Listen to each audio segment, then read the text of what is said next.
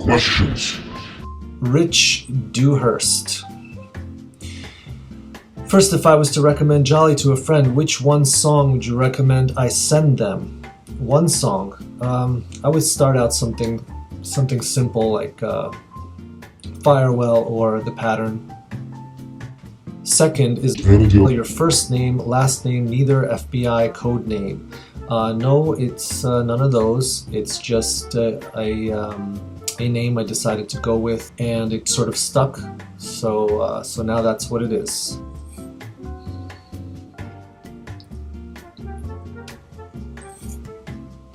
Ryan asks, what's your favorite beer and snack when on the road? My favorite beer is probably Guinness. It's almost like drinking a soup. Cigarettes. Is that a snack? Alex Pipe. Would you eat a Dead baby. Well, Alex, right now I am on a strict vegan diet, so I don't think that I can do that. Rory Corcoran asks, Anadale. crazy it's been 3 years already since Cruise to the Edge 2015. How's life? I feel like I'm all caught up with the rest of the crew through Facebook, but I missed your face. Well, thank you, Corey. Yeah, Cruise to the Edge was incredible. I think about it all the time, and I hope that I could do that again someday. That would be amazing. Matt Gallagher. Hi there, Matt. That's top secret information. Arthur Kotelnikov. Откуда знаешь русский и где родился? Okay. I was actually born in Mother Russia. And sometimes I end up putting it into random Jolly tracks. And that's probably why you're asking, I assume. So yeah, thanks for that. Adrian Keskovacs. I bet that's pronounced differently, but I'm gonna go with Keskovacs on that one. Is Anadale your real name? Where does it come from? Why take on such a moniker? Because, I don't know, it's a good question. Why does anybody take on a stage name? I guess at the time I didn't want to just go with my birth name. There was a moment where I had to decide what name I was going to put on the record, and this is the name that came to me, and now it's kind of stuck. Nico Reinders. As I already know that Anadale is not your real name, I was wondering why you chose Anadale, and does it mean anything? Yeah, no, it came to me in some weird fever dream before the release of our first record, and I just decided that was going to be what it was, and it stuck. As for the adventures, that's a bit of a long story to tell on such a short video, so we'll have to wait for another time. Michael Dreyer asks, what is the inspiration for the checkerboard picnic tablecloth design you put on your guitars? Also, can we see a pic of your tattoo, your cool tattoo on your arm? The checkerboard thing was something that I just used to maybe differentiate from other Telecasters that were on stage. In regards to my tattoos, you'll have to come and see me during a live show, and if I'm in a good mood, I'll show them to you. Yeah, I guess I could. Bill Fugere. Do you have any plans for a tour or some local live shows? Yeah, we're thinking about playing in 2019, and moving forward, we're gonna try to do our best to get out there, but nothing to announce as of yet. Ian Hall writes, do you need to sit down and meticulously plan your riffs and solos, or do they just flow spontaneously out of your fingers? Riffs we usually do during practice. I'll be playing along with Lewis. I usually need a drum, but solos usually take me forever, and it's a painful process, and I shred my fingers to the bone, no pun intended. John Warnes. Well, I have two semi-connected questions. Can you outline your guitar rig in detail?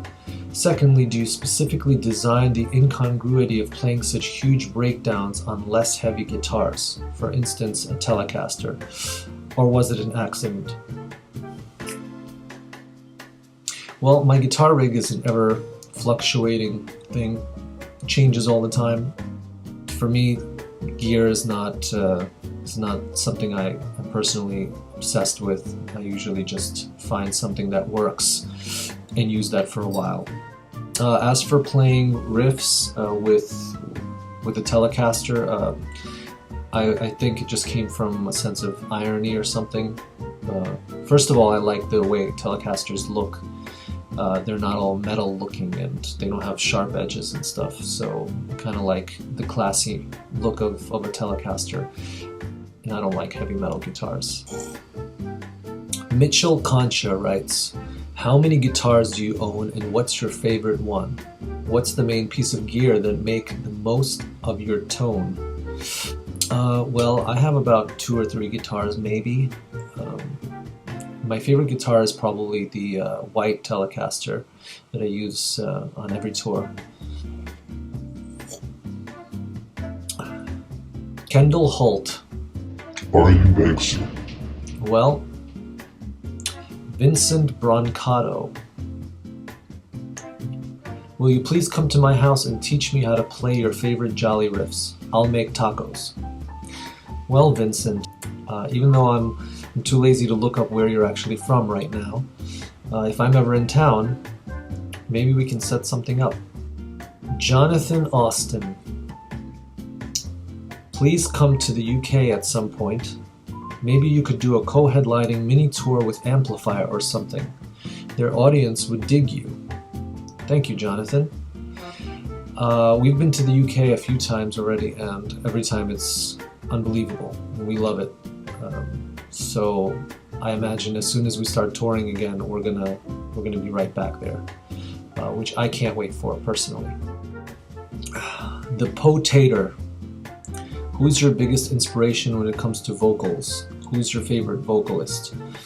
When I think about vocals, usually people like Layne Staley, Dave Gahan from Depeche Mode, Freddie Mercury, of course. Who else do we have? Mike Patton, Trent Reznor, maybe. Those are some of my favorites. Chris Cornell. Yeah. Amazing, all of them. Christoph Detina. I'm probably screwing up some of these names. Apologies. Which 80s, 90s supernatural sci-fi movie or cartoon character, including the likes of RoboCop, Terminator, Predator, any Star Trek character, Ninja Turtles, Doctor Who, etc., would you like to join the band and why? Oh man, that's a tough one. Too many characters to really list. I love all that stuff. 80s, 90s sci-fi, fantasy. Maybe Snake Plissken, Lilu from Fifth Element, Beetlejuice. Yeah, maybe just Freddy Krueger in the band would be fun to give people nightmares. Ghost Kerrigan. Hi guys, I mainly joined this for 2 reasons. Well, 3 actually. First, because I really like the band and have for a couple of years now. Second, to tell you that Lazarus is a goddamn motherfucking jam and a half. And 3, to download a high quality version of said ass kicker song Lazarus. I'm old and still like my music in CDs on full albums, but Lazarus has convinced me to help with this meager monthly tribute. Thank you very much. I will be purchasing Family on CD when you release it. Any idea when that may be, and you guys are fucking awesome. Well, thank you so much, Ghost, is it? I believe the question was, when is Family being released? Family is right now scheduled to be released. Simon Rourke. Hey, as a guitarist, I'm intrigued as to your background with playing the guitar, specifically how you practiced growing up, whether you just learned favorite song solos, or whether you learned theory, scales, etc.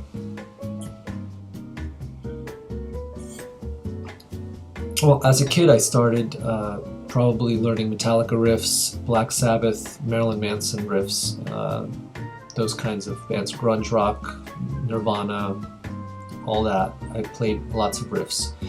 Then I joined and formed a bunch of really, really terrible bands and did that for many, many years. Solos and lead playing, I think I just found some licks and would play them repeatedly with a metronome. And in terms of scales and modes and theory, I'm not the biggest person when it comes to that stuff. I actually kind of have a punk rock approach and just play off what I feel and what I hear in my head. So sometimes it's awesome, sometimes it sucks, but that's sort of the way it's always been. David Mark, are you secretly a millionaire that funds all of Jolly's projects while simultaneously keeps the band profile low so that your identity isn't discovered? No, sadly, I am not a millionaire. I am just a guy that lives in a cabin